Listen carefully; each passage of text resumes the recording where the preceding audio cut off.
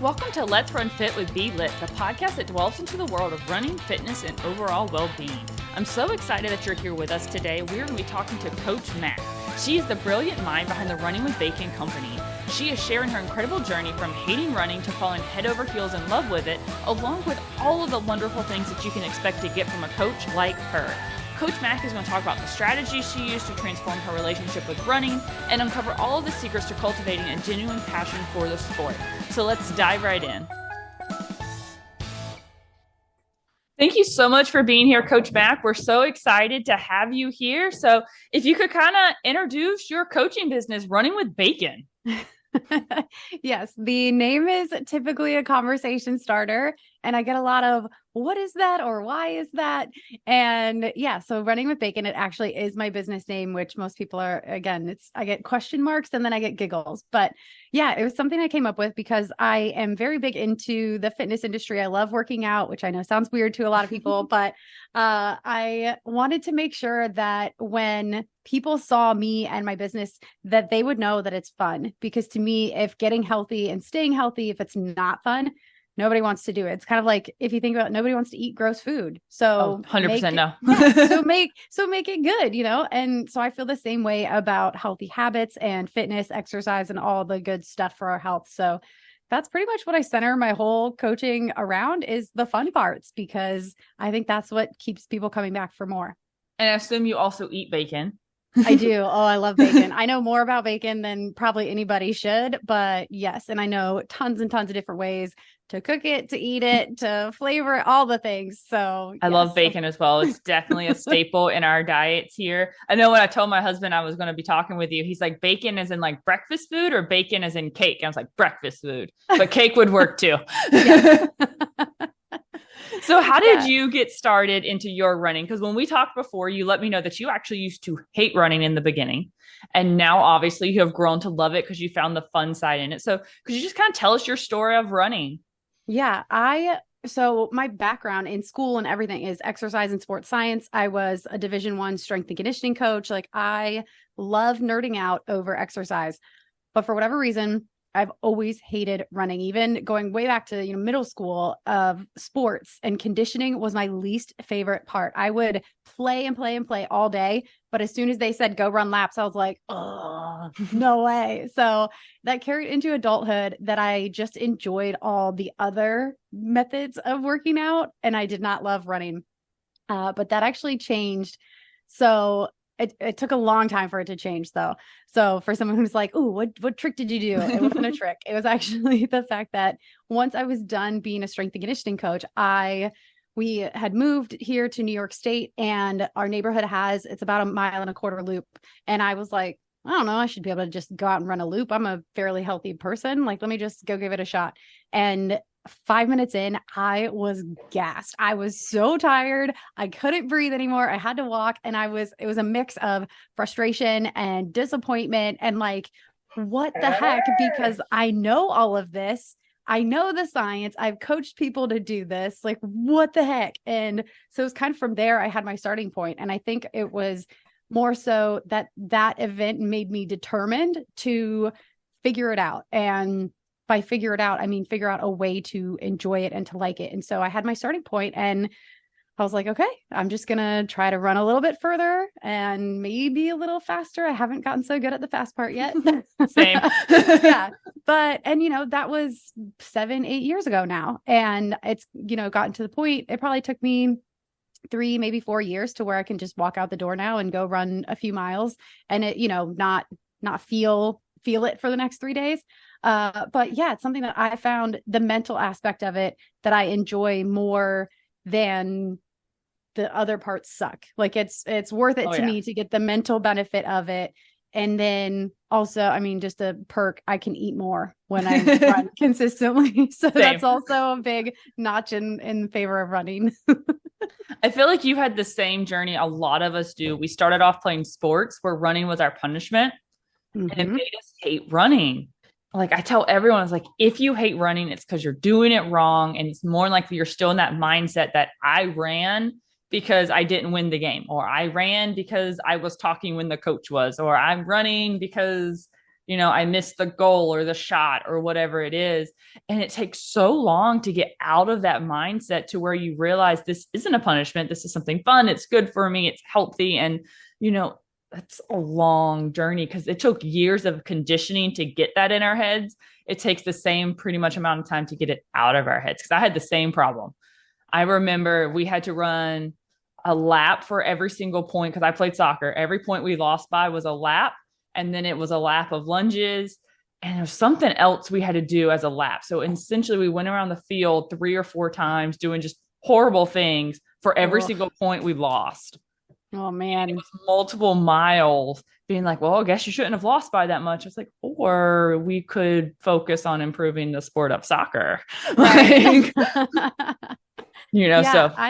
I was just, for me, because running, it was a means to an end for something else, like to try to get in better shape for sport. It wasn't, the focus was never the running. It was like, okay, what can I get out of this? Like, what comes after it? Like, give me the fun part. Like, I got to run and get that over with, and then give me the fun part. And now it's worked. It's kind of reversed course where running is the fun part. Like, I go out and I run for the enjoyment of it, which, again, 20 years ago, me would have been like, what? It is not enjoyable. Same. I'm to the point now, where it definitely is. And it's, like you said, come to mean something completely different in my life versus before, where, it was a form of punishment. It was something I had to do in order to do the fun stuff that I liked. So when you were on your kind of transition where you were kind of learning to love it, what were some of the types of workouts you were doing and things you were doing that was kind of helping you make that transition from hate to love for the sport of running? I think the biggest thing for me was to keep changing it up, because when I first start doing something, I need a little bit of variety. I'm at the point now where I can do long, slow distance. I'll throw a podcast in my ears and, I can just go. But when I was starting out, I needed to find something to change it up and keep it fresh and like keep me working towards a goal or towards something. And so I actually just looked at, timer apps that you can get on your phone. So like I would do circuits, I would do intervals, and by circuits, I mean like different times, like for people listening, I hope they get what I mean. Like not weight circuits, but timed circuits. Intervals. I would do some distance. I would do speed work. So it was just kind of different stuff that kept it fresh for me, because if I wasn't seeing some type of improvement. So like, for example, if I was going to say, okay, this week, all 5 days, I'm going to go run 3 miles and I want to get faster every time. Well, we all know that's not realistic. Like we're going to get tired, something will happen. And I didn't want to let that get me discouraged. So it's really hard to compare, obviously, a 3-mile run to an interval run. Like you can't really be like, I did better today than I did yesterday. So just stuff like that, like the kind of the mind game part of it, I found fun to challenge myself in different ways and to keep getting better in all the different ways of running versus just go see how far I can run without stopping. Yeah. And a lot of people, when they start running, they do that. I'm going to run a mile every single day and get a little bit faster every single day and do it till it doesn't hurt. Well, miles hurt always. Like even people in the Olympics who are running the mile in the Olympics, like it sucks for them too. It just sucks for a little bit less time than it does for us.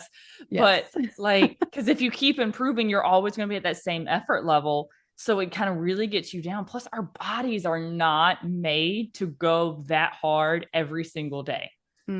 Like when I first got into the sport of running, and I tell people like, this is something you should not do.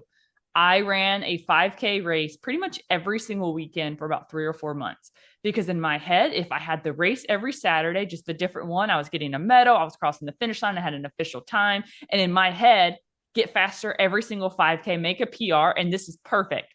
And in my unknowledgeable brain, that made sense. And it worked for like a month and a half.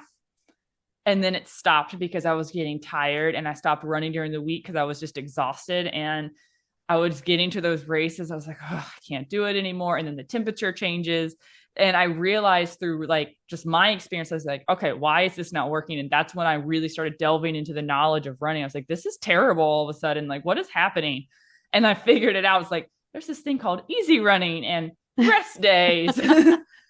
So like I always laugh at people. I was like, you do not want to do what I did because I filled an entire medal rack in 1 year for my first year of racing. Dang. I mean, good for you. Bad plan though. Like I tell everyone's like, do not do what I did. Do like maybe a 5K a month.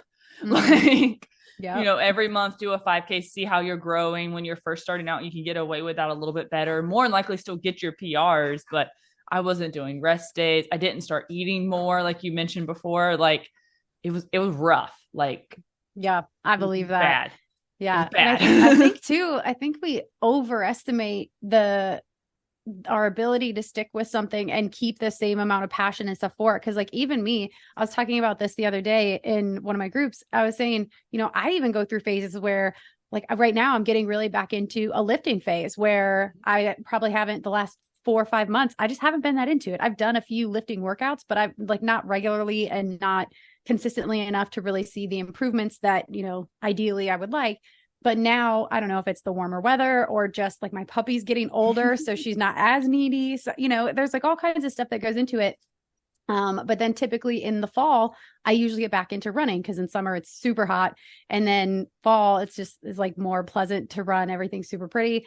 And then like for a while there, I was really into rucking, and I was rucking 3-4 times a week and adding on weight and adding distance and, going for time and stuff like that.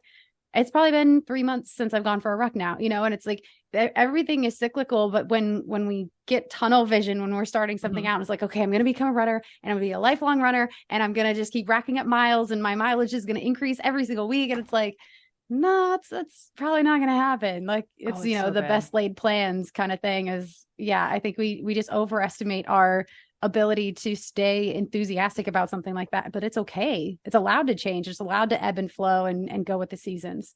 It was rough. That first year of racing my little butt off, I also tried to do the run the year.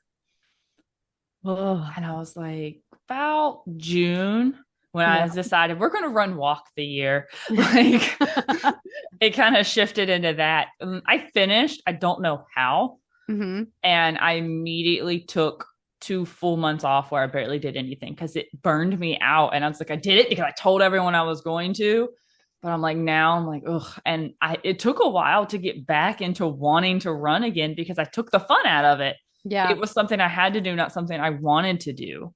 Yep. When you were getting yours kind of start, I know you mentioned you would do speed works one day and then you would do kind of an easy run a day and then kind of mixing it up. How did you pick what you were doing each day? Did you have a plan or did you just kind of have a list of types of workouts and just do what you felt that day? Yeah. So I had a vague idea, like a vague plan of just the different types of runs that I wanted to do. And then I would kind of have like what I thought I was going to do that day. And then I work out at the end of my work day. And so if it got to the end of the workday and I was like all gung ho, I was like, okay, yep, let's do that workout. But then if it was like, nah, I'm not, there's no way I'm doing that one today. I need something else. Then I would kind of have a backup plan. So it wasn't necessarily like, in a spreadsheet laid out like a day by day plan, but because of my background in exercise science, like I kind of knew vaguely the progressions that I wanted to do and what I wanted to do on which days and what made sense. So in that regard, I had it a little bit easier knowing, having the education in it, but that still doesn't mean that the plan was, like flawless and went off without a hitch. There was lots of days where I was like, yeah, that's not happening. I love that you show that when you start running, you don't have to have this perfect plan. I feel like so many people get hung up into what they think they should be doing to be a runner that they go download a plan, which normally if it's a free plan, I've talked about the free plan I downloaded when I started. Like everything I did that first year is a list of what not to do. I need to do a whole episode of this is what I did in my first year of running. And this is what I want you to never do in a million days. Yeah. Like the plans that you can get very weird because depending on who puts it out there, like they might not have a running certification or exercise science background and know anything. They might just literally be just throwing together what they decided to do. And it worked for them because they got lucky kind of thing. So, I love that you put in there that you don't have to have this perfect plan. You also modified when you needed it. And I think a lot of people, when they're starting it, especially when they're still at the hate running phase, that's when they're not doing those modifications to make it where they want to do the workout. They're not giving themselves grace when they have a bad day at work and they come home and they don't have energy to do this crazy speed workout that they had been looking forward to. Yeah. Like you've got to give yourself that when you start running. It's so important. And I think too, that's the benefit of having a coach, because there's, like you said, there's free plans everywhere. You can get a plan for like $9.99 or $19.99, and there's nothing against those. I'm sure they work for people, but majority of people, it's the intangible stuff that, it's like, hey, I'm dragging today and this workout is not going to do me any favors. What should I do instead? Like just having someone as a resource to go to and for that question is a game changer in terms of you sticking to the plan. And I say sticking to it in loose terms, because it's not like one run. If you're talking about, let's say a 4-month running plan, one run is not going to make or break your plan. But it's when things start happening that become the new pattern that's not necessarily on the plan that you then get thrown off and you're like, how did I get here? How did this happen? Type stuff. So yeah, I'm with you in that, like, cause I offer a free workout plan, and it's, just like a month-long workout plan. And I would say 90% of the people who get it, they don't ever complete the full plan until they actually start responding to me when I check in. And I'm like, how's it going? What's it, like all stuff. It's that aspect of it. So I think especially for people who are starting out running, who hate it, having a coach or someone, an accountability buddy, a partner or something is just, man, we so underestimate that. So important. I actually have a client, because she does have a very stressful job. I kind of give her where I'm like, between these 3 days, one of the days need to be speed work, give yourself an easy day. And then one of these 3 days need to be speed work. So she kind of gets to pick what day her speed work's going to fall on based off how her work day went. And sometimes she gets to that third day and she'll like text me and be like, yeah, that didn't happen this week. I was like, well, did you get your easy runs? She's like, yeah, I did easy runs every day. I was like, you're good. I don't care. You're fine. Because, like you mentioned, one workout isn't going to change your plan any more than one salad is going to make you skinny, or like 1 hour cleaning is going to like perfect clean your house or whatever. I wish 1 hour could clean my house. If only. And even then I'd probably still try to figure out a way to hire them. Like I'm figuring out how to budget that into my schedule, because I hate cleaning. I try so hard. If I could afford someone to clean my house, you bet I would. That's all I think people are saying, man, if I could just pay somebody to run for me, I so would. It's all the things. Maybe one day I can learn to love clean like I learned to love running. It'll be a little thought experiment.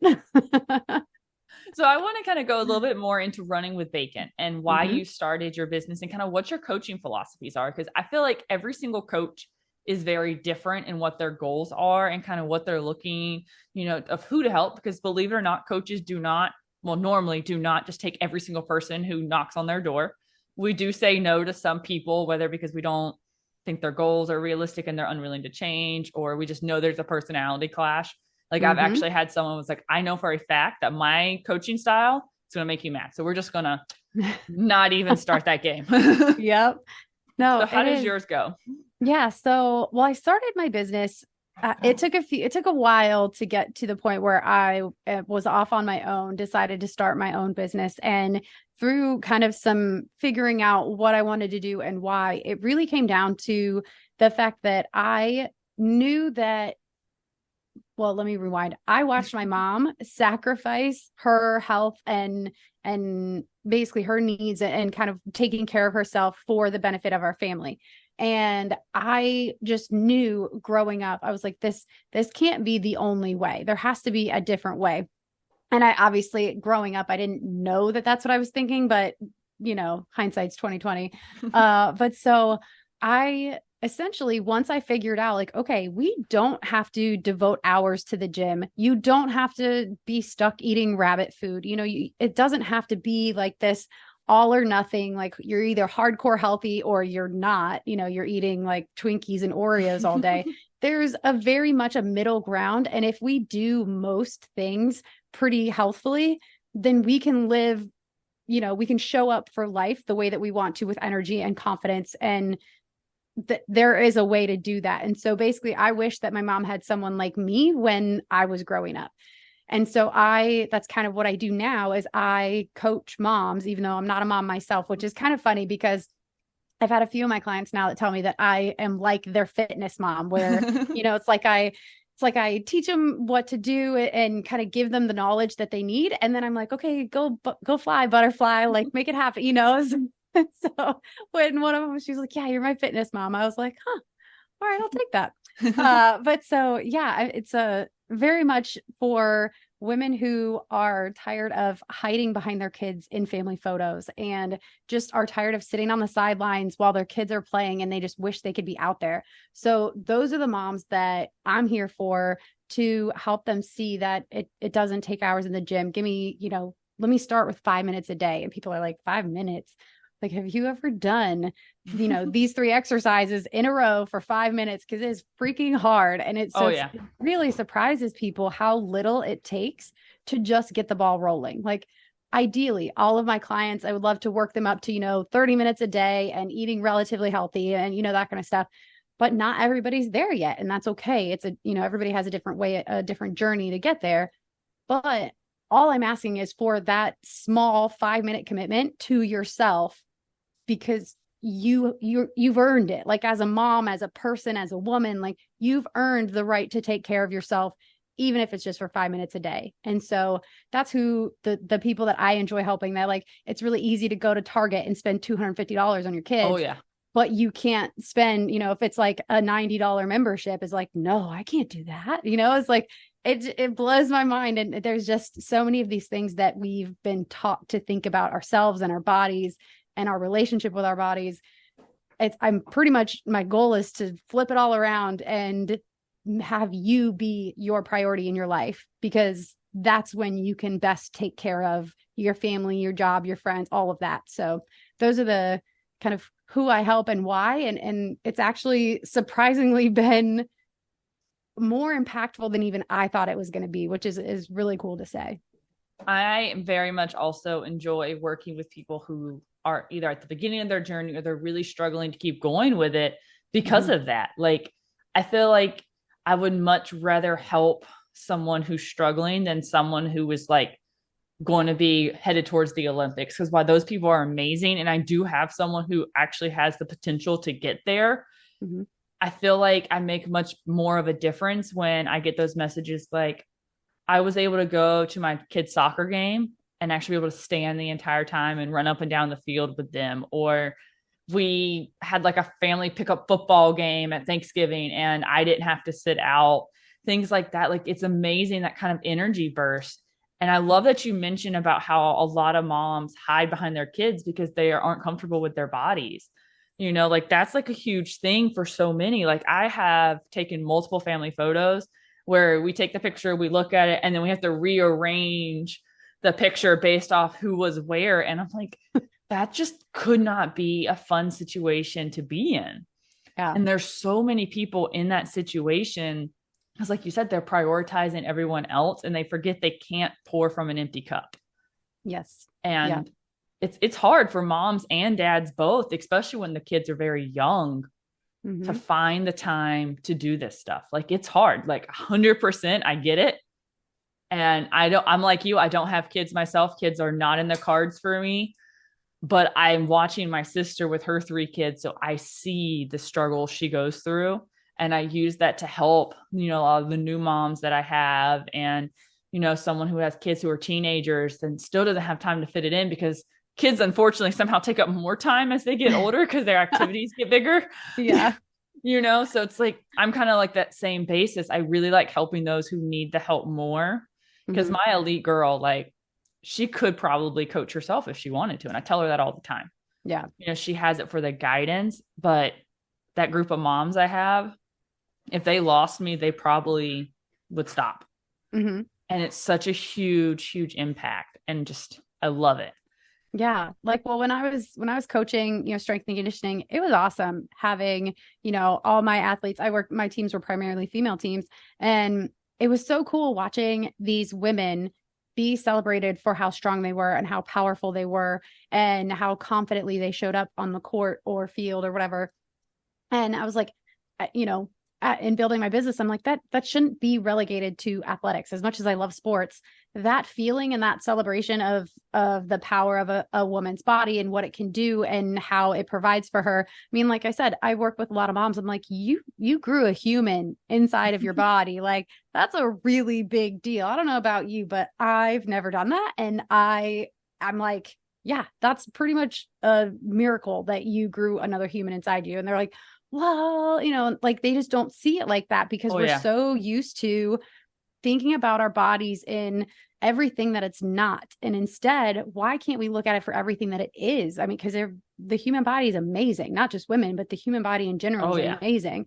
But women especially have been taught that their body, like they've been taught essentially to ridicule or nitpick or, evaluate our bodies rather than just be really proud of everything that our body's done for us. And so again, I don't think that feeling and that celebration should be relegated only to sports. I'm like, why can't that just be in life where you show up strong and powerfully and confident? I'm like, let's just have everybody do that, like why not? It's so empowering when you learn to love yourself and love what your body can do. Like, it's one of those things I've talked about a million times. It's just, you feel empowered, like you can do anything and that you're Superman because you are. Like, it's so amazing. Yeah, it really is. But I don't know what it is. For some reason, it's really difficult for people to buy into that, to really feel that in their core. Like there's one woman that I've worked with and it's been a 2 or 3 year process. And she's at the point now where she is the most important thing in her life. And she knows that. And she's the same woman I get pictures of with her little girl is on her yoga mat doing, stretches with her. And I'm like, that is the best gift that a mom can give to her daughter or even her son, to see mommy taking care of herself and being that example. Like, if that's not setting your kids up to take really good care of themselves, I don't know what is, because 100%. like that, it warms my heart to see that. Cause I'm like, why, we'll let our kids sit there and watch us stress over this, or, like just all this other stuff that's just so not normal. But then it's like, no, I can't take time to exercise. I need to do this. I'm like, they would love to see you exercise. They would love to exercise with you. Oh yeah. So my niece loves to do yoga with my sister. Yeah. Like, she has her own little mat and her yoga poses are hilarious because she does her own thing, but she's still there and she just does it. And she's like, look at me, look, I'm doing yoga. And I'm like, sure.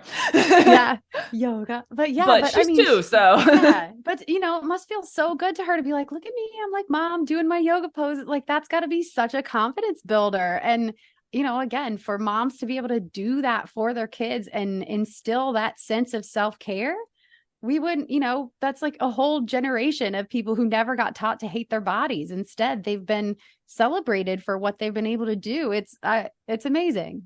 It is a huge thing, because I think our generation definitely ended up on the other side, because I don't know what year you were born, but like, I was born in the 90s.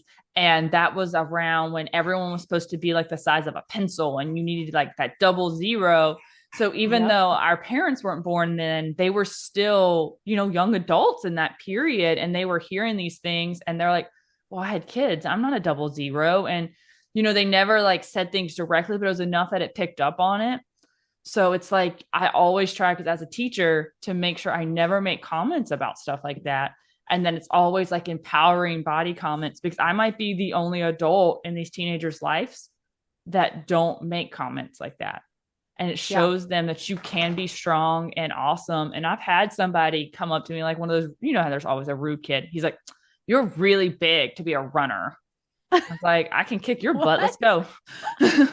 Like, I literally looked at him. I was like, let me know what your half marathon time is and we'll, go race. And he looks at me. He's like, I'll do 100 meters. Like, oh, are you scared of 13 miles? Your body can't do it. I'm like, you're a big chicken. Like, I played right back to him until they, like, all the girls in the class were realizing that my point was like, you got to have muscle to do it. So if you're scared to go further than 100 miles, why are you talking? Like, and that's one thing I always tell my clients is the biggest negativity voices you'll hear are the non-runners in your life. It'll never be someone running or someone going to the gym with you, whether you do CrossFit or yoga or you're a runner. Like, is all the people who aren't doing those things, because honestly, they're more than likely, I hate to say it, but they're probably jealous that you're doing it and they're not. Yeah. And like, it is a weird thing, like for fitness and diet culture, like as much as we see, arguments over keto or paleo or Whole30 or whatever, like, or workout plans of do CrossFit, I don't even know what, like all these different ones. We're all working toward the same thing. And there's maybe like a 3% difference in the methods of whatever it is that we're doing. But all of us in the health and wellness space, I'll say most all of us in the health and wellness space are cheering each other on and really welcoming and wanting more people to do this, where the people who aren't in the health and wellness space or trying to better their lives and their health, it comes from a really judgy place of like it not being the norm. It's like, why can't taking really good care of yourself and feeling your best? Why isn't that the norm? Why are we judging people for wanting to better themselves and live their life more fully? In my opinion, like that's what you get to do when you feel better, is you show up more fully. You can be more engaged and more present. But then, you always get those people who aren't there yet. And they're the ones that have the most negative stuff to say about it. It's really bizarre. I don't know. It's one of those things. So that's one of the mindset things that I always try to teach my clients. It's like, ignore those voices, keep doing you. Cause I promise if they show up on race day, you're going to kick their butt. Like it's true. It's 100% true. Yep. What is something that you would really kind of be like as actionable advice or recommendations or something for someone who currently hates running or hates exercise in general, but wants to get started? My number one thing would be to let you know that if you are moving, it counts, because we have these huge expectations of what a workout should look like, of what a run should look like, how long it should be or how fast it should be, that we have to be in the perfect workout clothes or the newest shoes or whatever. It doesn't have to look any certain way. All you have to do is move. So whether that's going for a walk, whether it's dancing in your kitchen with your kids or playing outside with them or whatever it is, even cleaning. I mean, doing house chores, that's a lot of work. Yeah. I hate vacuuming because of that now. Yeah. But we don't give ourselves credit for any of it. And so when you can start to see all the little ways that you can start moving your body more, it adds up really big. And eventually that 5-minute walk will become a 30-minute walk if you want it to. But most people don't start at the 30 minutes. You don't start at the full-blown workout and are able to stay consistent. You start small, do what you can with what you have, and you build from there. So if you are moving, it counts. Exactly. 100%. I love it. I love everything you just said. If any of our listeners wanted to find you and find Running with Bacon, how could they get in contact with you? Yeah, so my website is Running with Bacon. I'm on Instagram. Love all the chats and DMs and comments and all of that on Instagram. I'm also on YouTube, post a lot of fun videos and shorts on there. And then, my email is Mackenzie@runningwithbacon.com. So however you want to reach out, I'm open to it. All right. I'm going to make sure all of that is in the show notes. A lot of my listeners are definitely on their runs right now while they're listening or they're driving. That is the most common thing I get told. I say that in pretty much every episode is people are like, I love listening to this while I run. It's so inspiring. So I always put everything in the show notes for you guys. That will not change so that they can find you, Coach Mack, and be ready to go. And we appreciate you being here and just talking to us about how to, really learn to love a sport, even when it's hard. Yeah. Well, thank you so much for having me. If you are listening to this while you're running, keep going. You're doing a really good job. You are. Like, I tell them all the time, I'm like, I am so proud of each and every one of you. Because my favorite quote that I think I said it first, I don't know, I might have read it somewhere, is even if you are the slowest one on the course, you're still beating 7.8 billion people who didn't even show up to the race. It's true. Like, very true. That is my favorite quote. And every time I feel bad, I'm like, there's just 7.8 billion people sitting on their butts right now. I'm doing awesome. Exactly right. I love it. Keep running, guys, and we'll see you next time. Thanks so much, runners, for spending time with me and listening to this episode. If you like what you heard, please hit that subscribe button and leave me a review. I always love to hear from my listeners. And if you want more Let's Run Fit in your life, find me on Instagram at Let's Run Fit with BLit. Until next time, runners. The information in this podcast is not intended to be a substitute for medical or professional advice.